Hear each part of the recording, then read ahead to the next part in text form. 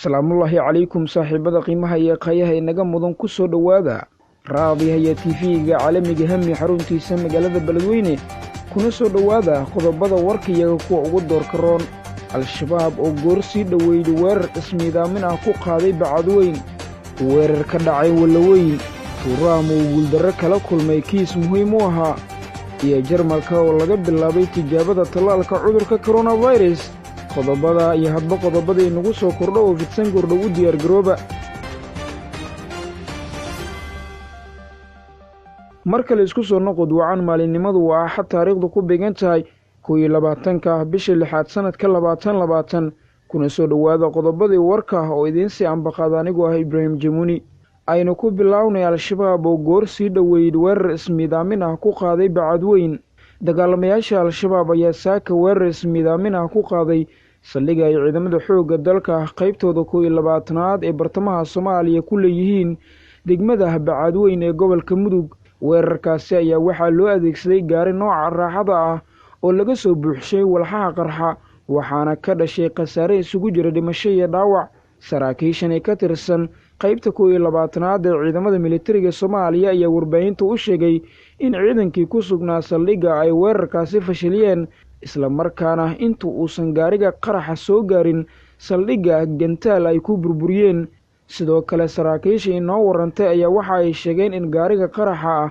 ee ay ka hortageen ay saarnaayeen dagaalamayaal doonayay inay saldhigga gudaha u galaan weerar toosna halkaasi ay ka fuliyaan balse halkaasi ay ku wada geeriyoodeen dhammaantood dhankooda waxa uu sheegay saraakiisha nala hadashay in labadii askari ee ka hortagtay gaarigaasi qarxa ah ay halkaa ku geeriyoodeen weli waxaa isa soo taraya warar ku aadan weerarkaasi ay dagaalamayaasha al-shabaab kula jarmaadeen deegaanka bacadweyn ee gobolka Mudug waxaana intaasi ka badan kara khasaaraha rasmiga ah wax walba inagu soo kordhana wararka iyaga xiga ayaanu idinkugu soo gudbin doonaa dhanka kale weerar ka dhacay degmada wallaweyn guri uu degmada wallaweyn ee gobolka Shabeellaha Hoose ka deganaa taliyaha ururka 54aad guutada 7aad militariga Soomaaliya ayaa xalay ka dhacay laba qarax oo waaweyn kuwaasi oo loo malaynayo in guriga horey loogu sii diyaariyay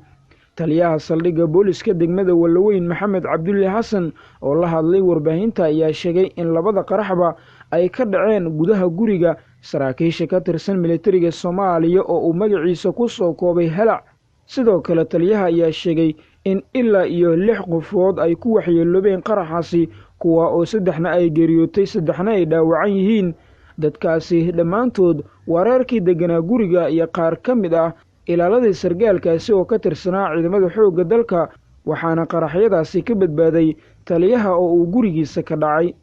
degmada wallaweyn ayaa waxaa ka jira dagaal beleyd in muddo ah ka taagnaa oo bilihii la soo dhaafay gaaray heer meydadka dadka la iska dilay la gubo taasi oo ay hay-adda garsoorka dalka ku baxeen inkastoo ay weli jiraan colaadii u dhaxaysay beelihii ku dagaalamay halkaasi oo aanan weli si dhab ah aanan xal joogto ah looga gaarin khilaafkaasi sidoo kale wallaweyn waxa ay ka mid tahay magaalooyinka gobolka Shabeellaha Hoose ee kaabiga ay ku hayaan dagaalamayaasha al-shabaab isla markaana ay mararka qaar weerarada ka geystaan waxayna inta badan ciidamada dawladdu ku weeraraan kolka ay marayaan wadooyinka soo gala gudaha magaalada wallaweyn dhinaca kale madaxweyne Trump oo guuldarro kala kulmay kiis muhiim u ahaa garsoore Mareykan ayaa ku gacan sayray isku day uu maamulka madaxweyne Trump ku doonayay in la hakiyo soo bandhigida buug oo qoray la taliyihii hore ee amniga qaranka John Bolton waaxda cadaaladda ayaa ku doodaysa in buuggaasi aanan si sax ah aanan loo turxaan bixin garsoore Royce Lambert oo xaakim ka ahaa maxkamadda deegaanka ee magaalada Washington DC ayaa sheegay in Mr. Bolton uu khamaar ku ciyaaray amniga qaranka dalka Mareykanka una wadankiisa halis ku geliyay qatar laakiin waxa uu xukunkiisa ku sheegay in dawladdu ay ku guuldareysatay sidii ay uga hortagi lahaayeen waxyeelo aanan ka soo kabasho lahayn buugani uu Trump ka soo horjeedo in la shaaciyo ayaa suuqyada lagu iibin doonaa 23 bishan aynu ku guda jirnay ee June waxaana ku jira qoraallo uu Mr. Bolton ku sharaxayo in madaxweynaha uu wax kasta u sameeyey sidii uu mar kale xilka madaxtinimo dib ugu guulaysan lahaa. ugu dambeyn, Jarmalka oo laga bilaabay tijaabada tallaalka cudurka coronavirus, Bakistan ayaa ku warantay 153 dhimasho oo diiwaangelin cusub maalinle ah oo ku saabsan dhimashada coronavirus, iyadoo caabuqani ka jira waddanka koonfurta Aasiya uu sii kordhayo. dalka Brazil waxa uu noqday dalka labaad ee ugu badan ee dhimashada coronavirus ee dunida, iyadoo ay ku dhinteen 50,000 oo qof, waxaana uu ka sare maray tirada dhimashada boqortooyada UK. guud ahaan cudurka ayaa ku dhacay dalkaasi 1 milyan oo qof oo ku sugan dhammaan gobollada dalka Brazil. shirkad Jarmal ah oo laga leeyahay Cleveland ayaa laga bilaabay tijaabada tallaalka cudurka coronavirus. Ruushka ayaa soo sheegay 7,889 kiis oo cusub ee coronavirus.